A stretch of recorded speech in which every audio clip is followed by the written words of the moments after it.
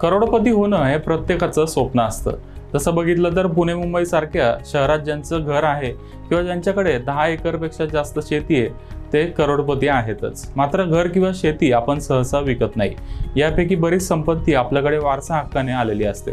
त्यामुळे स्वतःच्या कर्तृत्वावर करोडपती होण्याचं समाधान यातून आपल्याला मिळत नाही। 1 कोटीची रिअल इस्टेट असणं आणि 1 कोटींचे लिक्विड ॲसेट्स असणं म्हणजे सोनं, FD, म्युच्युअल फंड्स किंवा शेअर्स असणं यामध्ये जमीन आसमानाचा फरक आहे। रिअल इस्टेटमध्ये कितीही संपत्ती असली तरी ती आपण लगेच विकू शकत नाही। मात्र सोनं, FD, म्युच्युअल फंड्स किंवा शेअर्समधून आपण काही तासात पैसे काढू शकतो।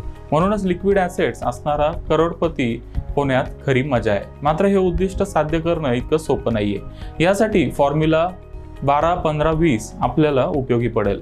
1 कोटींचा लिक्विड पोर्टफोलिओ बनवण्यासाठी दर महिन्याला किती गुंतवणूक करावी लागेल, यावर किती टक्के रिटर्न मिळेल आणि किती वर्षात हे उद्दिष्ट पूर्ण होईल ते आता जाणून घेऊया।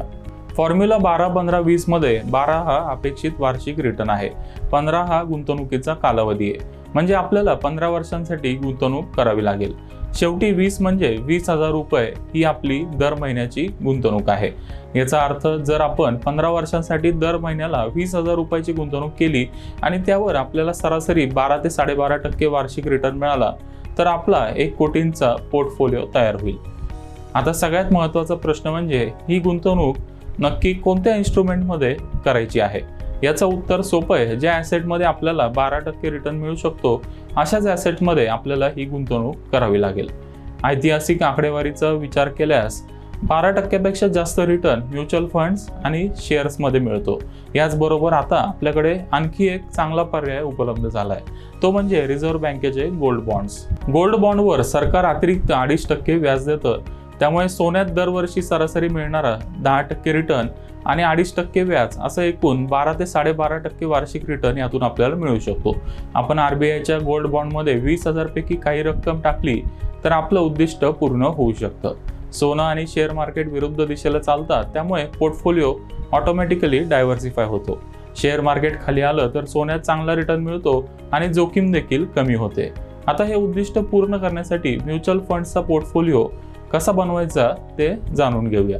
तुम्हाला म्युच्युअल फंड्समध्ये जी रक्कम गुंतवायची आहे त्याचे 5 भाग करा आणि 5 वेगवेगळ्या फंड्समध्ये गुंतवणूक करा।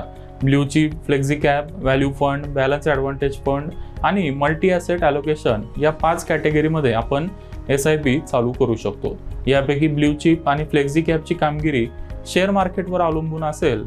व्हॅल्यू फंड हा देखील इक्विटी फंड आहे, मात्र यामध्ये व्हॅल्यू इन्व्हेस्टिंग केलं जातं, त्यामुळे हा फंड इतर इक्विटी फंड्सला कॉम्प्लिमेंट करतो। बॅलन्स ॲडव्हान्टेज आणि मल्टी ॲसेट ॲलोकेशन फंड हे मीडियम रिस्क फंड आहेत, ज्यामध्ये साधारण 12% रिटर्न मिळू शकतो। शेअर मार्केटमध्ये खूप मोठी पडझड झाली तर या फंड्समध्ये कमी जोखीम असते। Multi asset allocation fund share, सोनं आणि इतर ॲसेट्समध्ये गुंतवणूक करतात, त्यामुळे या फंडमध्ये खूप जास्त चढ उतार होत नाहीत।